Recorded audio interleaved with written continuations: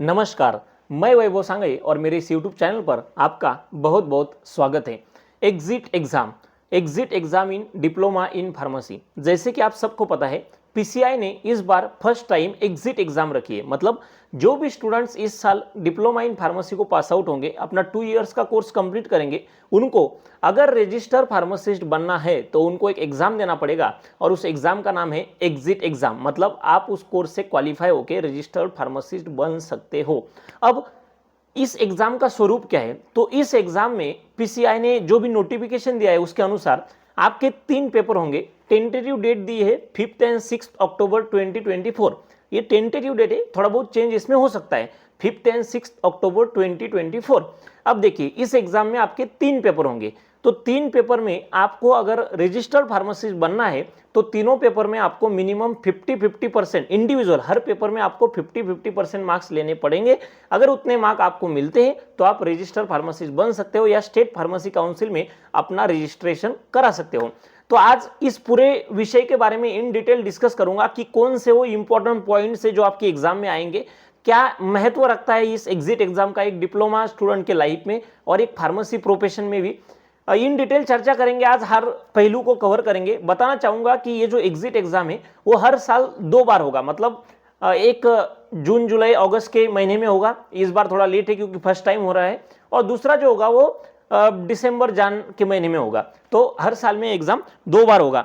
बताना चाहूंगा कि इस एग्जाम में आपके जो भी पीसीआई का जो सिलेबस है उसमें टोटल कुल मिला के 8 सब्जेक्ट से, मतलब उन 8 सब्जेक्ट में से एमसीक्यू आएंगे। और सिर्फ 8 सब्जेक्ट ही नहीं, उस 8 सब्जेक्ट के साथ साथ जो भी मेडिकल ट्रेनिंग आप करते हो, क्योंकि पीसीआई ने अपने नोटिफिकेशन में क्लियरली मेंशन किया है कि जो भी मेडिकल ट्रेनिंग आप करोगे उसमें से भी कुछ क्वेश्चंस आएंगे। अब मेडिकल ट्रेनिंग में से क्या क्वेश्चंस आएंगे ये भी इस वीडियो में मैं आपको बताऊंगा। तो आने वाले 5 से 10 मिनट मेरे साथ जरूर रहिएगा। अगर आप डिप्लोमा में पढ़ रहे हो, डिप्लोमा इन फार्मेसी में पढ़ने के बारे में सोच रहे हो, जो भी हो, या किसी भी तरह से फार्मेसी प्रोफेशन से आप रिलेटेड हो, तो इस वीडियो को जरूर देखिए। आपको जरूर कुछ ना कुछ नॉलेजेबल और इंफॉर्मेटिव इंफॉर्मेशन इस वीडियो में मिलेगी। बताना चाहूंगा आपको कि ये जो एग्जिट एग्जाम है, इस एग्जिट एग्जाम में इस समय जो सबसे एक एक्सपीरियंस टीचर जो है, जिन्होंने खुद का एक बुक भी निकाला है निराली प्रकाशन का, प्रोफेसर परवीन जावले सर, जो अभी भारतीय विद्यापीठ इंस्टीट्यूट ऑफ फार्मेसी पुणे में प्रोफेसर है, उनको भी मैं अपने चैनल पे लाने वाला हूं, उनके साथ लाइव इंटरेक्शन करने वाला हूं। लेकिन जैसे कि पीसीआई ने बताया है कि ये जो भी एग्जाम है वो एनबीईएमएस कंडक्ट करेगी। एनबीईएमएस मतलब national boards of examination in medical science. तो जब भी उनको ऑफिशियल नोटिफिकेशन आ जाएगा कि इस डेट पे एग्जाम होगी, तो उसके विद इन 7 to 8 डेज मैं परवीन जावले सर को अपने चैनल पे लाऊंगा और जो भी आपके डाउट है वो सारे डाउट हम इस चैनल पे सॉल्व करेंगे। इसलिए मैं बोलता हूं कि चैनल को सब्सक्राइब करिए, लाइक करिए और ज्यादा से ज्यादा शेयर करिए। जैसे कि आपको पता है इस एग्जाम में कोई भी कंपटीशन नहीं है, इसलिए अपने फ्रेंड्स को हेल्प करो। जो भी स्टूडेंट 50% के ऊपर मार्क्स लेंगे वो सब रजिस्टर्ड फार्मासिस्ट बनने के लिए क्वालिफाई हो जाएंगे। वीडियो को ज्यादा से ज्यादा शेयर करिए। बेल आइकन इसलिए प्रेस करना है क्योंकि आने वाले जो भी सेशंस होंगे एग्जिट एग्जाम के बारे में बहुत इंपॉर्टेंट बताने वाला हूं, इंपॉर्टेंट पॉइंट बताने वाला हूं, क्या पढ़ना है क्या नहीं पढ़ना है।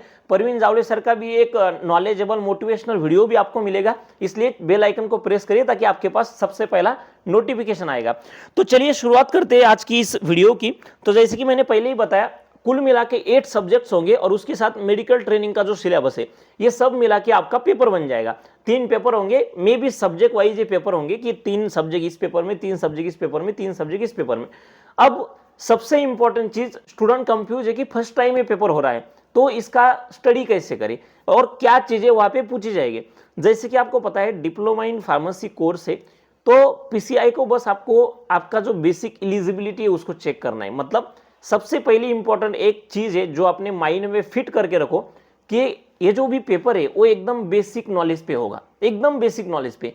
अगर आपने अच्छे से आपका कोर्स किया है तो आप इजीली इसको पास कर जाओगे, और अगर आपने अच्छे से कुछ किया भी नहीं हो तो आगे आने वाले 2.5 महीने मेरे साथ रहिएगा, मैं गारंटी के साथ बोल सकता हूं कि आप रजिस्टर्ड फार्मासिस्ट बन जाओगे। क्योंकि ऐसे कुछ इंपॉर्टेंट पॉइंट्स आपको दूंगा, उतना भी पढ़ के जाओगे तो 100% क्वालिफाई करोगे। मैंने खुद डिप्लोमा किया है, उसके बाद डिग्री की है और नाइपर से अपना फार्मा एमबीए भी किया है। डिप्लोमा के सिलेबस को मैं बखूबी जानता हूं, खुद पढ़ा हूं, इसलिए हर पहलू को कवर करूंगा। लेकिन एक ही वीडियो में हर चीज बोलना तो मेरे लिए पॉसिबल नहीं होगा।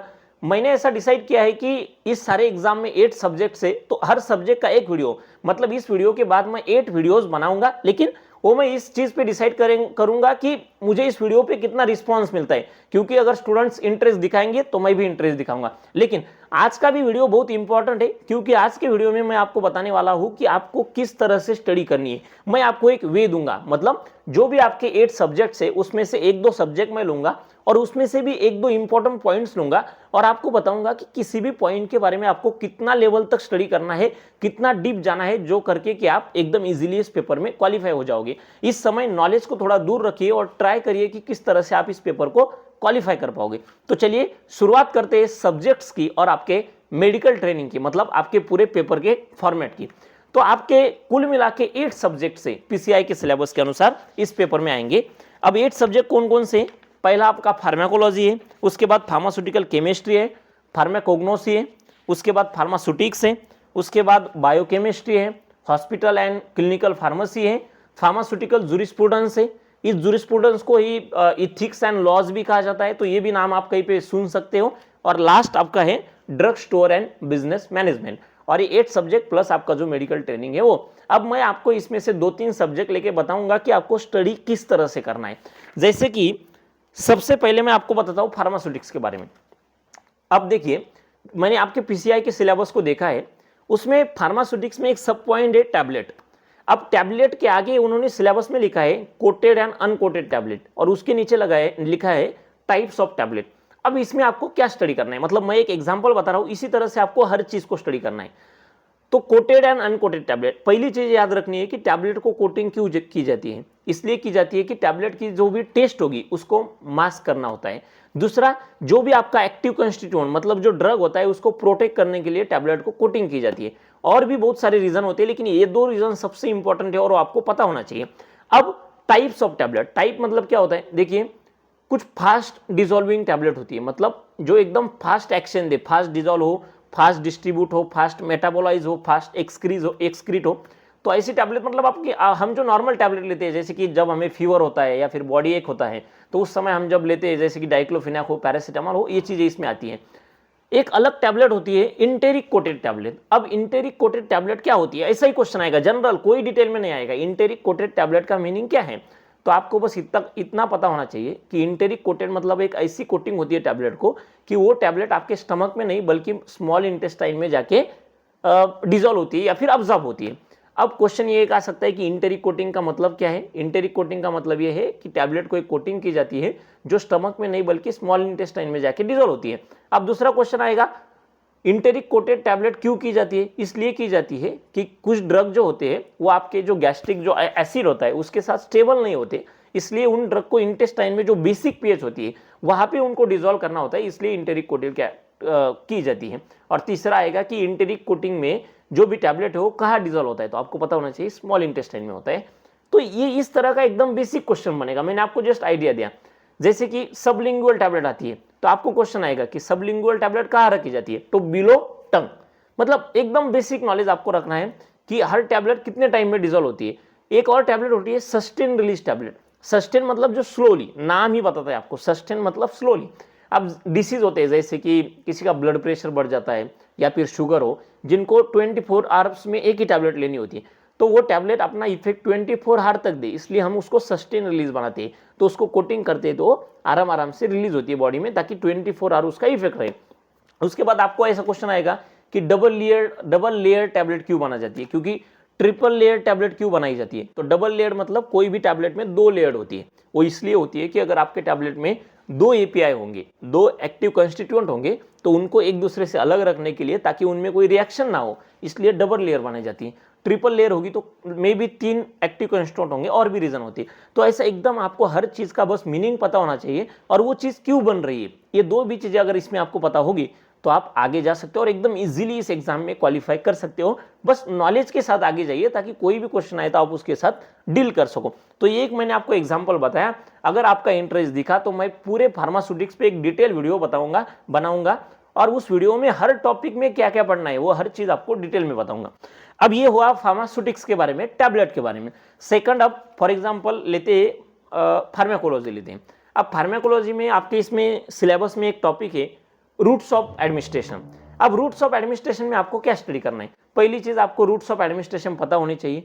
दूसरी चीज आपको किस रूट में कितने वॉल्यूम का लिक्विड हम लेते हैं वो पता होना चाहिए। जैसे कि आईवी रूट होता है जो हम वेन्स में लेते हैं, इंट्रावेनस, ये भी पता होना चाहिए कि कौन सा रूट किस में लेते हैं हम। जैसे कि आईएम इंट्रामस्कुलर जो मसल में लेते हैं, सबक्यूटेनियस रूट होता है, उसके बाद इंट्राथिकल रूट होता है। अब देखिए इंट्राथिकल रूट नाम थोड़ा अलग है, तो ये क्वेश्चन आ सकता है कि इंट्राथिकल रूट में आप जो भी आपकी मेडिसिन है उसको कहाँ में डालते हैं, तो आपको पता होना चाहिए हम स्पाइन में डालते हैं। तो इस तरह के एकदम बेसिक बेसिक क्वेश्चंस आएंगे। इंट्रा आर्टिकुलर अलग नाम है, तो ये बोन्स में या जॉइंट्स में दिया जाता है, इंट्रा आर्टिकुलर, राइट।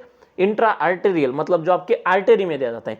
तो एकदम आपको बस मीनिंग पता होना चाहिए, ऐसे ही क्वेश्चन आएगा। इसमें एक अलग क्वेश्चन बन सकता है, जैसे कि जब हम सलाइन लेते हैं 1 लीटर या फिर 500 ml, तो वो हम किस रूट से लेते हैं, तो इंट्रावेनस रूट से। जब भी लार्ज वॉल्यूम आएगा तो इंट्रावेनस रूट।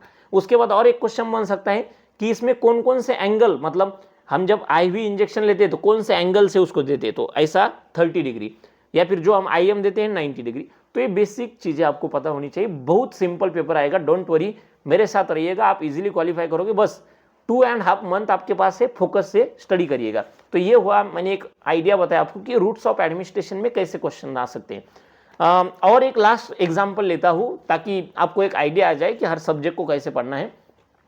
बायोकेमिस्ट्री में लेते हैं, विटामिन को लेते हैं। अब देखिए विटामिन तो वैसे तो बहुत ब्रॉड टॉपिक है, लेकिन आपको क्या पढ़ना है, आपको बस ये पढ़ना है कि हर विटामिन में उसका नेम क्या होता है। उसके बाद अगर उस विटामिन की डिफिशियंसी हुई तो आपको कौन सा डिसीज होगा। जैसे कि एग्जांपल के तौर पे लेते हैं विटामिन ए।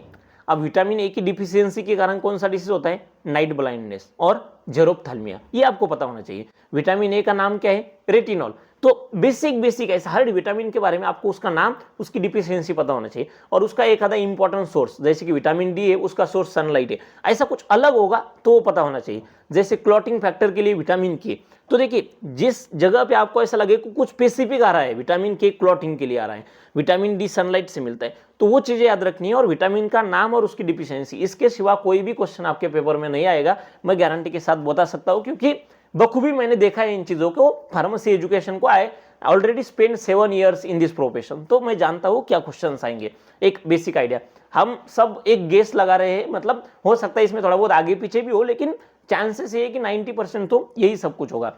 और भी एक इंपॉर्टेंट टॉपिक है, सब्जेक्ट है, जैसे कि जूरिस्प्रूडेंस भी है, उसमें भी सबसे इंपॉर्टेंट क्या होता है, तो फार्मेसी एक्ट, डीएनसी एक्ट। अब जूरिक्स में कैसा पढ़ना होता है आपको हर एक्ट पता होना चाहिए, और वो कौन से ईयर में अनाउंस हुआ या कौन से ईयर में स्टार्ट हुआ, ये आपको पता होना चाहिए। शेड्यूल तो आपको, शेड्यूल में अब शेड्यूल का भी बहुत डिस्क्रिप्शन होता है, लेकिन आपको कुछ नहीं पढ़ना है, आपको बस शेड्यूल और उसका मीनिंग इतना भी आपने कर लिया ना, इसके बाहर का कुछ नहीं आएगा, गारंटी के साथ बोल रहा हूँ। फॉर्म नंबर और उसका मीनिंग क्या होता है, इतना ही आपको स्टडी करना है। तो ये एक मैं बोल रहा हूँ आपको कि किस तरह से आपको अपनी स्टडी करनी है और आगे जाना है। देखिए मैं फिर ये चीज आपके सामने दोहरा रहा हूँ कि आपको ज्यादा डीप में नहीं जाना है, एकदम चीजें आपको बस एक बेसिक नॉलेज होना चाहिए कि किस तरह से फार्मेसी प्रोफेशन चलता है।